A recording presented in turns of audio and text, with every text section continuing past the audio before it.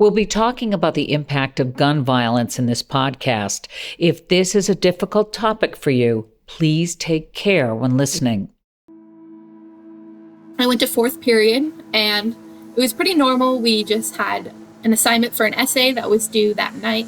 So I was writing my essay, and all of a sudden I heard loud banging. It was just one bang, and then suddenly after it was multiple bangs. In my mind, the entire time, I was very confused, and I wasn't having a normal reaction as other people were. So I was kind of like making jokes in my head and giving my friend looks. And, I was thinking to myself, oh, this is just a drill.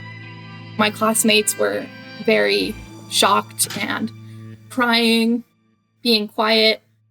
After a few of, I would say the first round of shots, there was walking and then a jiggle on my doorknob.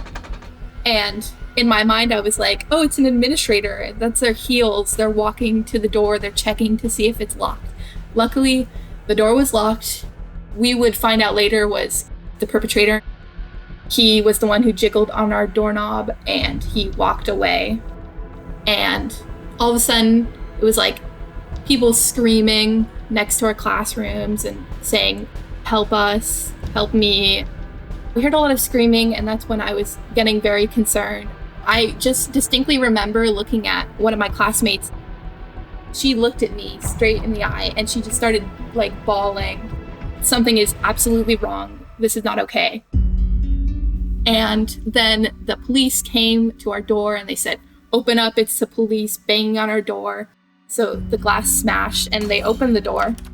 We put our hands up, and as we were walking out, it was a very close walk to the door to exit. And as we were going out, the police officer was saying, keep to the left, look to the left. And then I looked to the right. There was 2 bodies on the ground in a pile of blood, which was very upsetting and shocking. And then they told us to, run out the building. My name is Bianca Romano. I go to Marjory Stoneman Douglas High School.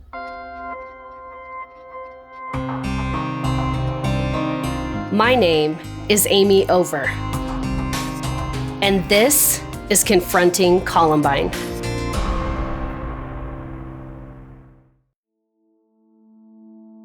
Welcome back to Confronting Columbine. I'm Nancy Glass with Amy Over, survivor of the 1999 Columbine massacre. Today, Amy, you talked to somebody who experienced this terrible crime much more recently. Nancy, I was not prepared for this one. Every time there's a school shooting, for people like me, it's really triggering and debilitating sometimes. I try not to watch the coverage. Sandy Hook, Virginia Tech, I go down a rabbit hole every time. But this one, Parkland, hit really close to home. Well, of course, that makes sense. It's a high school in a way like Columbine, and a former student committed this mass murder. He had been planning it. There are lots of parallels. Right, and there were so many lessons that we learned from Columbine. AJ Andrea told us, how law enforcement really deals with active shooter drills now. But Parkland, 20 years after Columbine, I met a teacher, Kim Krawczyk, who was right in the middle of the shooting, and she does not hold back. I'm Kim Krawczyk. I'm a teacher at Stoneman Douglas. I teach math. I've been a teacher this is my 16th year in the public school system, and most of those years have been with Broward County Schools. The year of the shooting, I was teaching geometry and geometry honors. Kim, would you mind telling me about that day, February 14th, 2018, at Marjory Stoneman Douglas High School? So it starts in the morning with a meeting. This is not general knowledge. We're sitting in a meeting, and they're literally telling us about, you guys are writing too many passes. We have kids in the hallway. Make sure that you're doing, keep the kids in the classroom, teach what you're teaching. They tell us one of the security guards is going to be on the second floor in the freshman building because we can only let a couple kids in at a time because the first floor bathrooms are closed because of drug use. Yeah. The third floor bathrooms are closed because of vandalism. So there's only one set of men's room and one set of ladies' room in the entire freshman building for the students to use. The freshman building was also known as Building 12. It was the location where all 17 of the Stoneman Douglas murders would take place. So it's a building that's 3 floors. Looks like a big rectangle. The building itself has a long face to the north and a long face to the south. And then the 2 sides. There's a west entrance and an east entrance. On the first floor, when that kid comes in, there's stairwells going up. So he puts the gun together in the stairwell, comes back down, and on the first floor, he shoots Gina Montalto, Luke Hoyer, Martin Duque. He fires into Dara Haas's room. He kills Alex Schachter, Elena Petty. Both of those were my students, but in a different period. He kills Chris Hickson, Aaron Feiss. On the first floor, he also murders Carmen Shentrup, Nicholas Dwart, Helena Ramsey. How quickly did you know what was happening? The first gunshot. I had a young lady leave my room to go use the restroom, right? So I go to hand her the pass because we're getting ready to go over a quiz because we have a test in a couple of days and I want to give them the answers to the quiz so they can study with it. So I say, here's a pass. You got to go down to the 2nd floor because 3rd floor is closed. But as soon as you're done, come right back because I want you to be able to have time to write the answers and it's getting close to the end of class. She leaves and enters the stairwell and I hear pop, pop, pop. I hear 3 gunshots. I've been in a simulation. Somebody said, I think I hear gunshots. And I said, you know what? I don't know what it is, but I need you guys up. And then I could hear the gunshots, but that sounded differently because along with the gunshots, there was glass breaking this time. So Leah, the little girl that I let out, runs up the stairs and is knocking on the door. Well, once an incident begins, you're not supposed to open your door for any reason, right? Mm-hmm. There was no way I was leaving that kid in the hallway. Yeah. So I opened the door. I said, I don't know what this is. She said, can I come in? I said, are you the bad guy? We're supposed to ask her. I knew she wasn't the bad guy, but for some reason it was not processing the right way. And she said, no. And I said, come in. And I said, guys, get up and get in the corner. 911, what's your emergency? Hello, we're at Stoneman Douglas High School, and I think there's a shooter. Hello? You still there? Talk to me, please.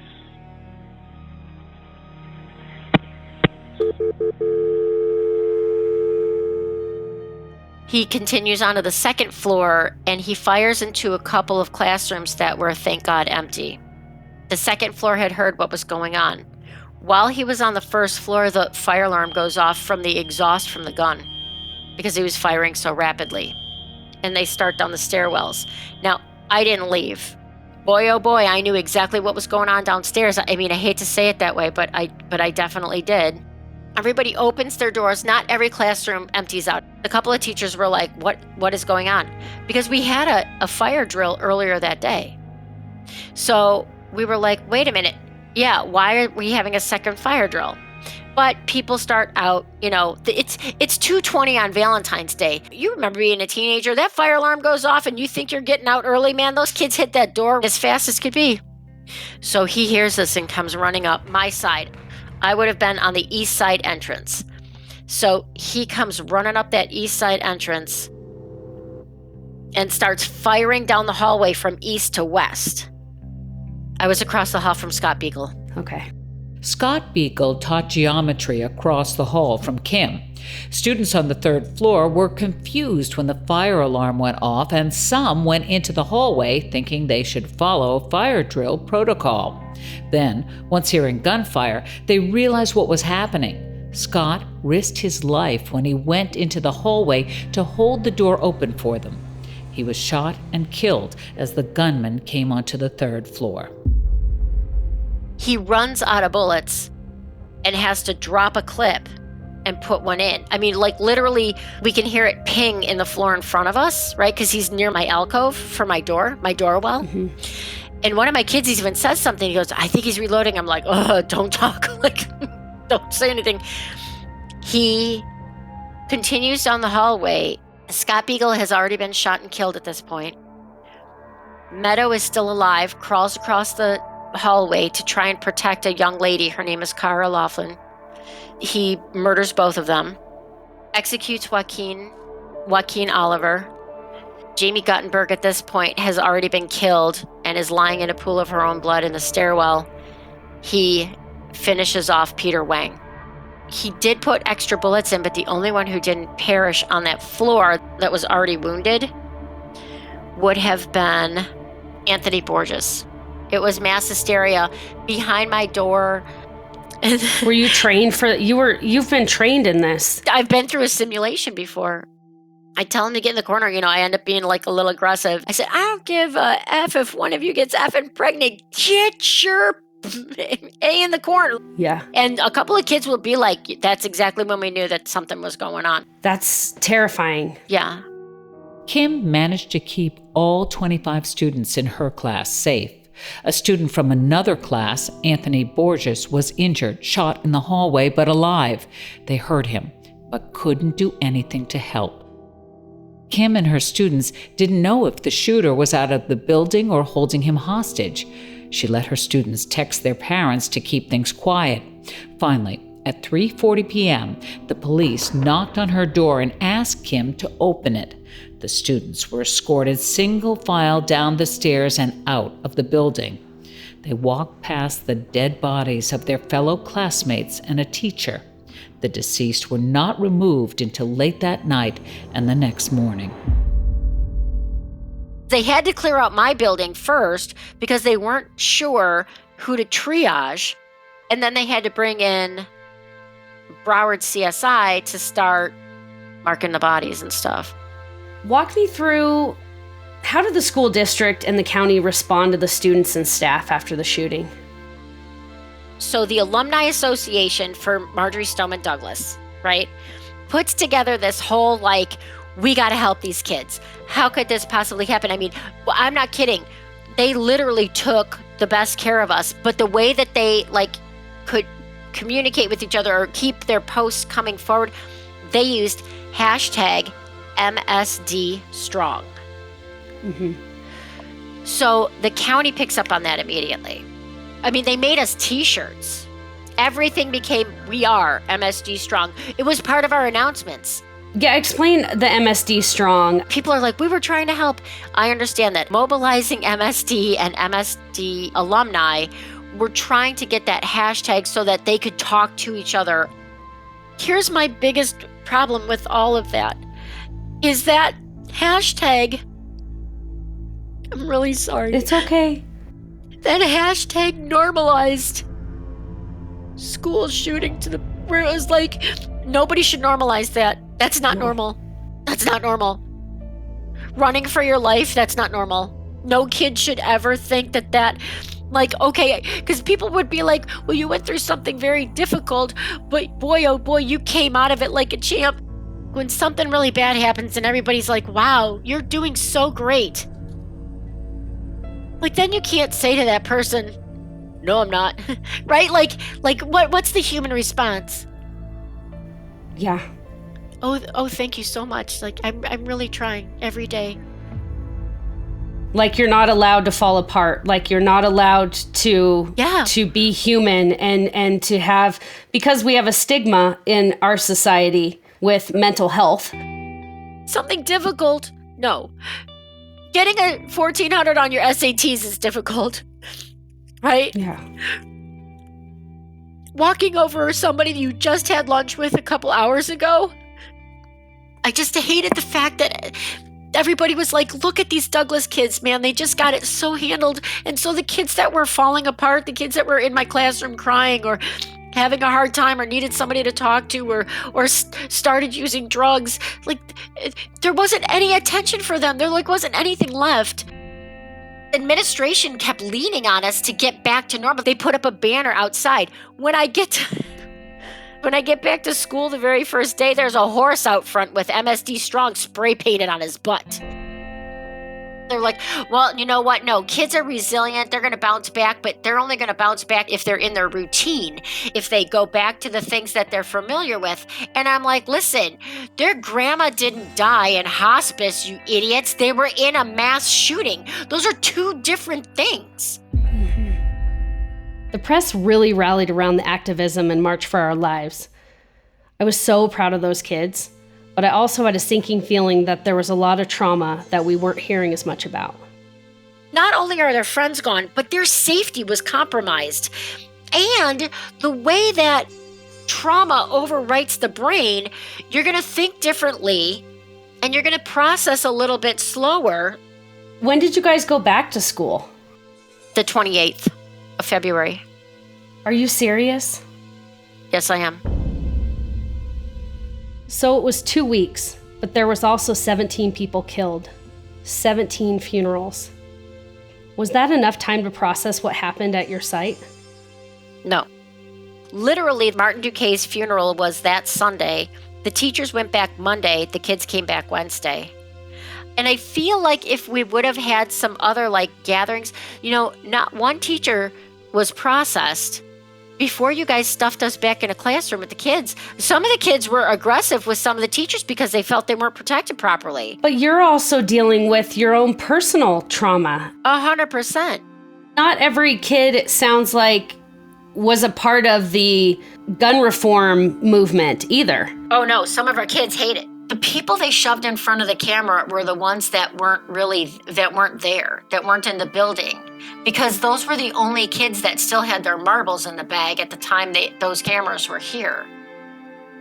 Do you guys understand what I'm saying? The reason that the kids that were building kids didn't get out there and say anything was because their marbles were rolling around like nobody's business.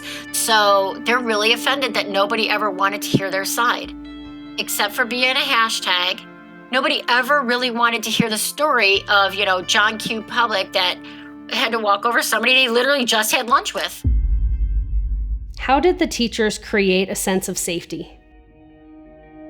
The lessons were they had to be very creative because the kids weren't processing. They weren't even the right color, right? They were like a little bit of a gray-green when they came in. You could tell. Yeah, they were traumatized. They were absolutely traumatized. So I just, wanted the kids to feel safe, and I just don't feel like the county gave us the tools or the means to make the teachers feel safe so that we could then help the kids feel safe.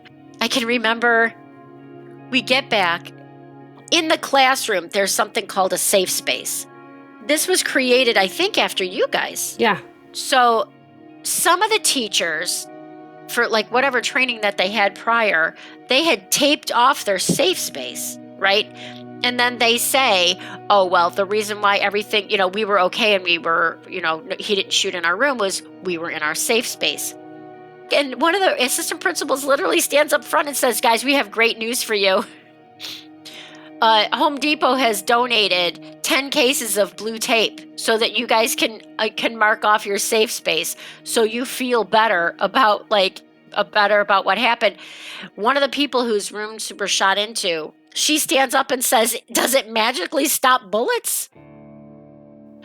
There isn't a safe space when you're talking about a campus with a gunman running around. There's no safe space. So Broward County, what did they provide for you guys? I go to the employee assistant. I get a call from employee assistants. Hi, this is so-and-so. This is a well check for Kim Krawczyk. And I was like, I'm Kim Krawczyk, how can I help you? He said, oh, we're just checking in to make sure that you're okay. And I said, I'm not okay. I need somebody to help me. I was Scott Beagle's hallmate. He was literally across the hall from me and the first person that I saw when I was evacuated. And the guy goes, he's not on my list. Do you think that he should be the next one I call? I said, baby, only if you have a crystal ball. Because he's gone. Because I was so aggressive when I get back, they wouldn't let me in. They actually made me go sit with a social worker from Miami-Dade. And I go on a complete rant. Because the first thing that I say is 100%. 100%. This kid's second grade teacher knew that he was going to do this, and she called somebody and nobody listened. This kid didn't get any services. The killer had a long history riddled with loss, trauma, a fascination with guns, mental health interventions, and online threats of violence against others. Here's the story. The perpetrator was placed in a specialized school setting that provided social, behavioral, and emotional supports in middle school. Broward County transferred him in his junior year of high school from that specialized school to a mainstream high school, Marjory Stoneman Douglas. He was given special education services at Stoneman Douglas, but when he was 18, he signed himself out. He was a legal adult. In reality, he never had a chance of making it work there and was expelled for disciplinary issues like stalking and violent threats. He posted threatening messages on social media describing his desire to kill people and be a school shooter. These were reported to law enforcement. A tipster who knew he was collecting weapons called the FBI just a few weeks before the massacre and reported that she was concerned about this kid shooting up a school. The FBI failed to follow up. Law enforcement and the Broward School District have been blamed for the multiple failings. He's going to come and he's going to strike out because that's his solution. Mm-hmm. That's what he thinks he has to do. Right? And the guy's like, well, unfortunately, these are some of the things that happen in the public school system. Like, everything was just so normal for everybody. Like, I just didn't understand why they were like, oh. They just wanted to brush it like just business as usual. Let's move forward. We actually had a Stoneman Douglas, investigation out of the state, right? And the guy goes, Kim, you work for the 6th biggest school district in the United States. I mean, what did you think was going to happen? Don't tell me that because my school district is big, of course there was going to be a mass shooting. What kind of logic is that? They're writing this commission report about all these things that went wrong, and one of their things that they talk about is like, well, there's just too many people in Broward County. Oh, come on. How can you continue to teach there? The kids. I sleep under a blanket with every single one of those kids' name on it. I'm not taking my eyes off of those kids at all. When the last kid that's on my blanket walks off that stage, as God is my witness, I'm not even sending you notice. You're going to have to look for me because I'm gone. But you're staying with all your kiddos until June.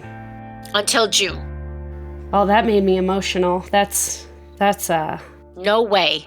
No way would I trust that county with those kids. Do a lot of your students, you've watched them grow the past 3 years.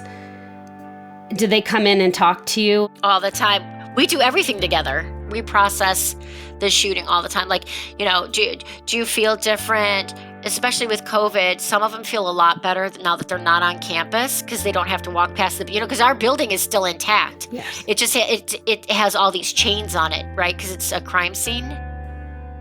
The doors are chained, but it's still there. It has to stay there until that kid goes to trial.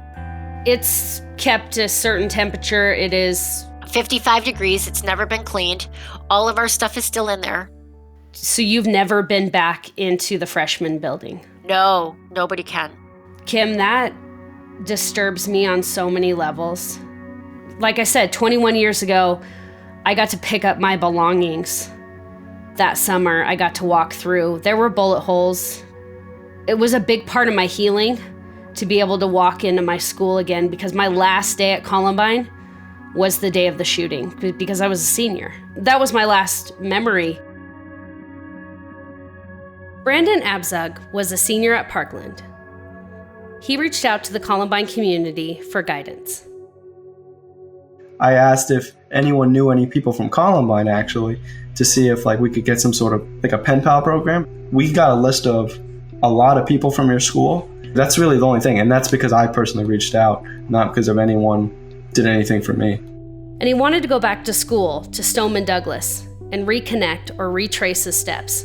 And it's something we always advise as a part of someone's healing process. I wrote that in an email to the principal, but it was just, they weren't very open to helping us. It's not even just for me, it's for everybody else who I think it could help. I haven't been in the school since I graduated. I actually tried to visit with 3 of my friends, but they weren't having it. People from Columbine, people from Sandy Hook tried to get in touch with the teachers at Stoneman Douglas, and I will be dipped if the county said we're fine. We were never contacted. No one ever told us that other schools that had been through this were trying so hard to get in touch with us. Because they knew, they were like, we know what you're about to go through. If it wasn't for individual teachers finding their way through to get in touch with some of the teachers, independently, we would have never been set up with it. I've had a ton of therapy, believe me. I've had EMDR, but there's nothing like talking to somebody who went through the same thing or a similar thing that you did.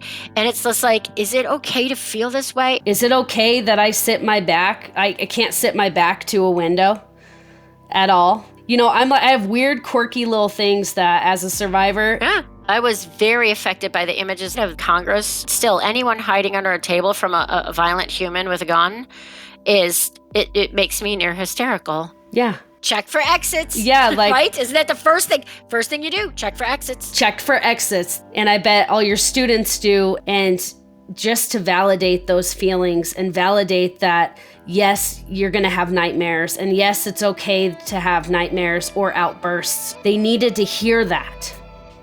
They trusted the adults to keep them safe on a campus that day, and we didn't. They trusted us to provide them with a secure learning environment, and we didn't. They trusted us to bring them back and be able to take care of them and preserve their grades and preserve their learning and preserve their social, emotional health, and we didn't.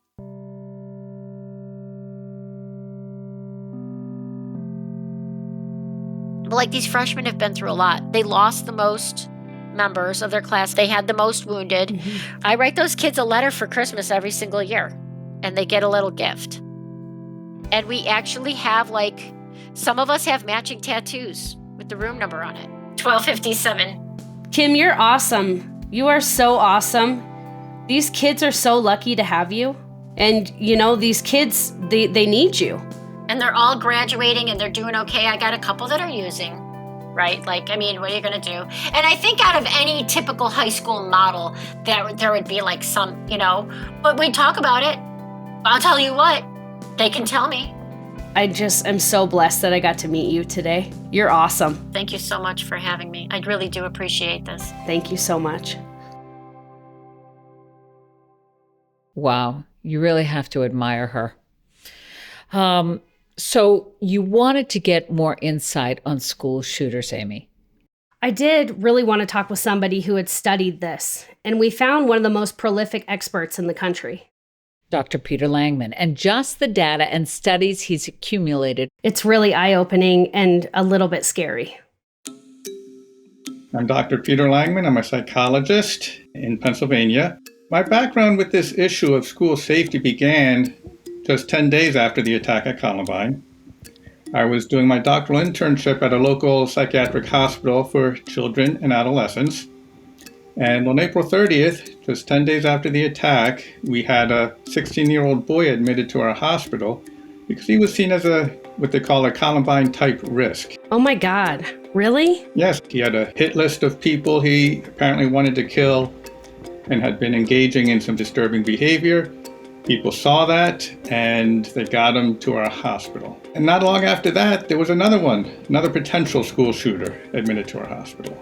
And after that, another one. And I ended up working there for over 12 years and saw a pretty steady trickle of these cases. You identify mass shooters into 3 different categories. Can you briefly explain those 3 categories?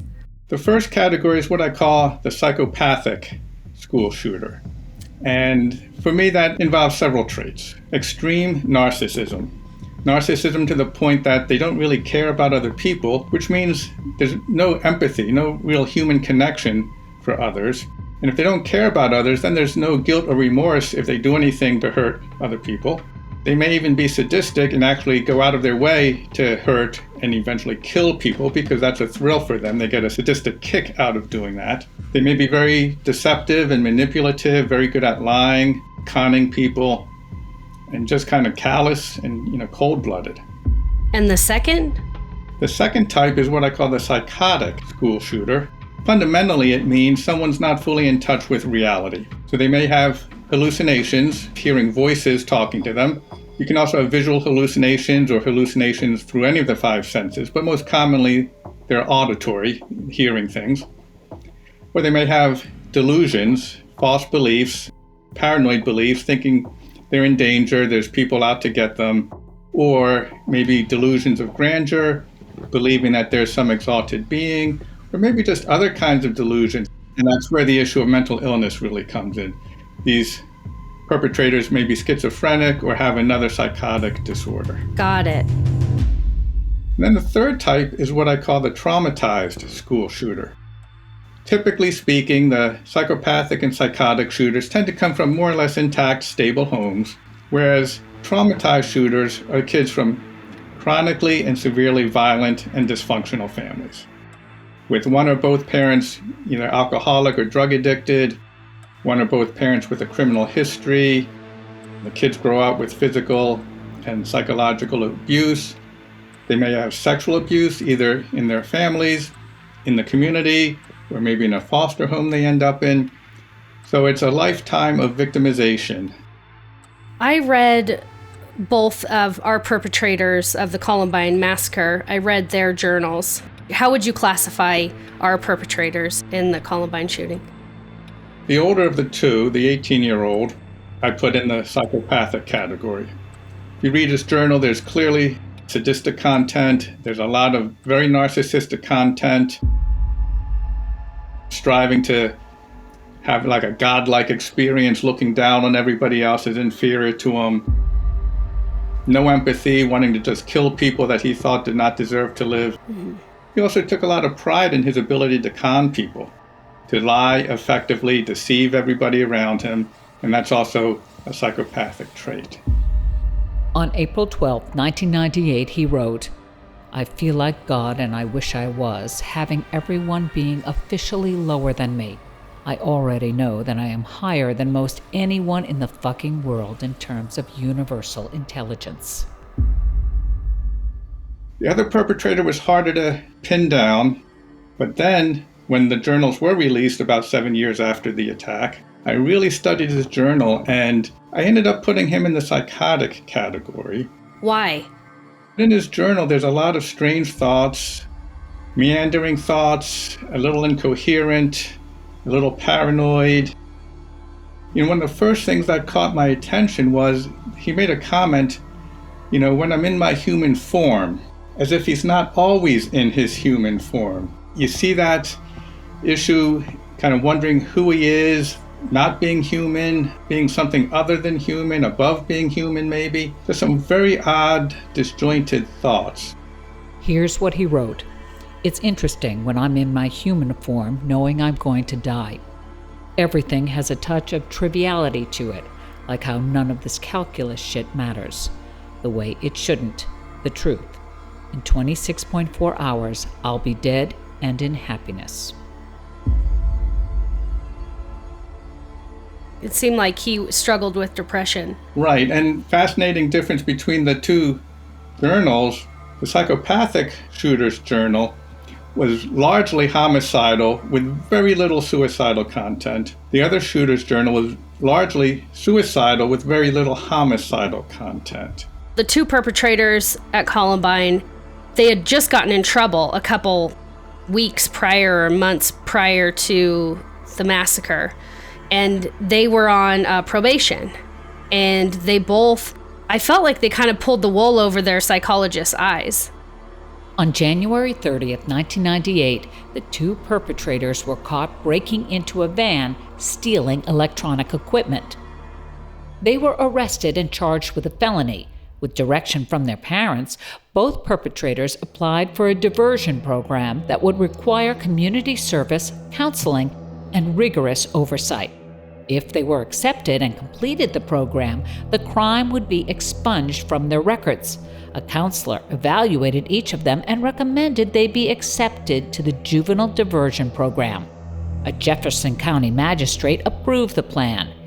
Harris did exceptionally well, feigning contrition, attending all of the required meetings, and writing the victim an abject apology. Klebold slogged through less enthusiastically. Ultimately, both of them were released from the program early with generous praise from their case manager. After the murders, the magistrate was incredulous. What's mind-boggling, he said, is the amount of deception. Those psychologist notes have never been released, so we don't know what went on in those sessions, but I wouldn't be surprised if the perpetrator just lied his way through. Again, he took pride in his ability to con people. If you read the probation officer's notes, because we do have those, Yep. he writes, bright young man, great future ahead of him, the prognosis is good, he's going to do great in life. But the perpetrator was very good at pulling the wool over the eyes of everyone around him. Oh my God, and that was his probation officer? And he wrote that in February 1999, not long before the attack. And the attack had been underway in terms of planning and preparation since the previous spring. On November 1st, 1998, he wrote, "I lie a lot, almost constant, and to everybody, just to keep my own ass out of the water. And by the way, side note, I don't think I'm doing this for attention as some people may think. Let's see, what are some of the big lies I've told? Yeah, I stopped smoking. For doing it, not for getting caught. No, I haven't been making more bombs. No, I wouldn't do that. And of course, countless other ones." Why don't you think people report when they hear or know something concerning? That's a great question, and I think there's all kinds of reasons. One is, if it's your buddy, somebody you like, you're close to, it's hard to believe that your buddy is going to become a mass murderer. It's just hard to take it seriously. Keep in mind, sometimes the perpetrators are really young. We've had 11, 12, 13-year-old kids commit school shootings. That is so young, Dr. Langman. Yes, probably everyone's reaction is he's just all talk. He would never do it. He's too young. He's too small. How do you take that seriously? You don't want to get him mad. You don't want to get him suspended or expelled. And you don't believe he's going to do it anyway, so why bring it up? Why do you think our society is so quick to have the answers to why? I feel like everyone just wants a reason. Oh, well, it was the bullying. I think the attraction of simple explanations is if there's a simple explanation, maybe there's a simple solution. It reduces something that's very frightening, terrifying, and gives us a simple solution to it. If it's bullying, we know what to do. Let's stop bullying. If it's video games, maybe stop having kids play certain video games. I played sports and all my friends were athletes. There was bullying in every high school, and Columbine was no different. My high school experience wasn't the same as like one of my best friends. She was bullied by a group of boys pretty bad in high school. And she told me how she felt going to Columbine. If you weren't a strong male athlete, you were slightly or a lot in danger of not fitting into that. You steered clear. You stayed out of their way. It was a cliche high school experience. And I think people whitewash that a lot. They delude their memories. They're delusional about what Columbine was because that's what we need to do to move on. Or that's what we need to do to feel good about ourselves in contrast with what happened. Right? We need to hold on to what was bright and shiny and the goodness in all of us compared to this very dark evil. But the truth was, it was like festering with behaviors every single day. I had a good experience, but, our experiences are different. But do you think bullying is the cause of mass shootings? My simple answer would be no, that you can't just blame it on bullying. That doesn't mean no school shooter has ever been bullied, but it's a more complex phenomenon than that. And even at Columbine, again, it doesn't mean that the perpetrators were never teased, but since when does teasing lead to a desire to commit the worst act of mass murder in United States history, which was their stated goal? And what often gets lost is the fact that the two perpetrators also harassed and threatened and intimidated kids. Harassment went both ways. They were not just innocent victims. What was done to them, by many accounts, was not particularly bad. And what they did to some other kids was pretty severe. I just feel like I was an athlete and I hung around some of the guys that beat up some of the trenchcoat mafia at one time. I just feel bad, like guilty. I've been holding on to this for almost 22 years. I was on a hit list. I just saw the list for the first time after all these years, and I'm still reeling from it. This is why, it's called Confronting Columbine. I'm trying to figure out what I did or what I didn't do. Was I complicit? Did I have a hand in causing this? I have studied the thousands of pages that were released by Jefferson County Sheriff's Office. They may have been giving out more than they got in terms of peer harassment. Same with the trenchcoat mafia. It's not just a case of the big bad athletes picking on the little outcast trenchcoat mafia. A bunch of these kids were 6'2", 6'3", 6'4", 6'5". Some of these were big kids. Some of them carried weapons from what I've read. Some of the trenchcoat mafia were, aggressive kids. So there was plenty of dynamics going on in the school, but that doesn't necessarily explain, as I said, the perpetrator's desire to commit the worst mass murder incident in United States history. Again, if you read their journals, these were disturbed young men. Mm-hmm. If you read the older one's journal, as I said, he articulates this is not anyone's fault. It's not the school's fault. It's not my parents. I'm doing this. This is what I want to do with my life. He made that very clear. If you read his journal, you also see passages of just his sadistic delight where he's fantasizing about taking a human body and ripping it to shreds. It's very graphic, and he's loving it. The fact that he was teased in gym class does not explain the fact that he had a callous, sadistic personality.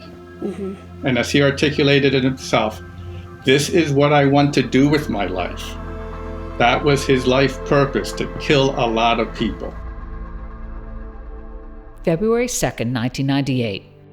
I didn't want to be a jock. I hated the happiness that they have, and I will have something infinitely better. I'm raising 4 kids right now, and 3 of them are teenagers. What do I need to look for? They need to know that if they hear friends or anyone at school talking about bringing a gun to school, having a hit list, idolizing Columbine killers or any other killers, that's something that should be reported to the adults. That's not something to keep secret, because lives are on the line potentially. Our kids today really need to be educated about reporting safety concerns. If their school or the state has an anonymous tip line, use it. Are we competing against the no snitching messages kids receive? This is not snitching. This is reporting a safety concern. You snitch to get your brother or sister in trouble when they're eating cookies and they're not supposed to. That's snitching. Yeah. Reporting a safety concern to save people's lives has nothing to do with being a snitch or a tattletale. We have Eric's own writings where he said he loved school. And at one point he wrote, don't blame my parents, don't blame anybody, don't blame the school, the administration's doing a fine job. On June 13, 1998, he wrote, I choose to kill that one person, so get over it. It's my fault. Not my parents, not my brothers, not my friends, not my favorite bands, not computer games, not the media. It is mine. So if Eric can put into writing, don't blame the school, then we have to wonder what else was going on. Is there one characteristic that you can identify? It's like a red flag. We could come close and say maybe they're all full of rage. Why they're full of rage may be vastly different from one perpetrator to the next. But obviously, there's a lot of rage. There's some impairment in their empathy. So you may see that callousness or sadistic attitude. the idea that people deserve to die. You see a lot of fame seeking, but also power seeking. A lot of the perpetrators across all three types often feel powerless, inadequate. I think a lot of the perpetrators are struggling with their masculinity, and their solution to feel like they're an alpha male is to get a gun and kill people.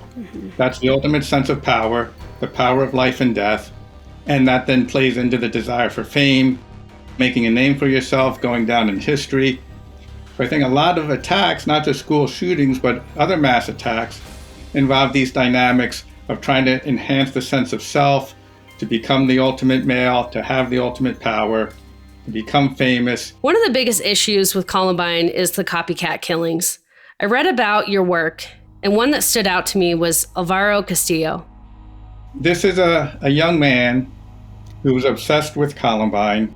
In fact, he tried to kill himself on the 7th anniversary of Columbine in 2006. His father intervened, saved his life, and the young man, who was very psychotic, thought that that meant God had a plan for him. Unfortunately, what he thought God's plan was for him to carry out his own Columbine attack. So he convinced his mother to drive him from their home in North Carolina all the way to Littleton, Colorado, and drive past the high school and drive past the house of one of the perpetrators and the pizza shop where the two perpetrators had part-time jobs. And while out there, he bought a black trench coat in imitation of the perpetrators. This is someone who was not just interested in the attack. He was obsessed with it. He idolized the perpetrators, was modeling himself after them. This seems like an obvious warning sign. Why on earth would his mother feed that obsession? It's hard to say. It may have been she thought, it'll get it out of his system. He wants to do this so badly. Maybe if I just take him there, he'll let it drop. Maybe that's what she was thinking. Unfortunately, that was not the case. It just fed his fascination, and he ended up committing an attack then on August 30th, 2006. August 30th in particular because it happened to be the birthday of another school shooter. So this is a kid who was just obsessed, immersed in the world of school shootings. How old was he? 19 at the time. 19. Do you find that school shooters tend to be within a certain age group?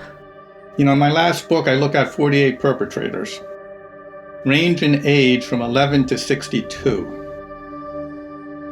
About half of them, 24 of the 48, committed their attacks as middle school or high school students or shortly after high school. And then the other half committed them as undergraduate students, graduate students, adults, a couple professors. So the range of school shooters really covers the lifespan. The current book I'm working on is called Warning Signs.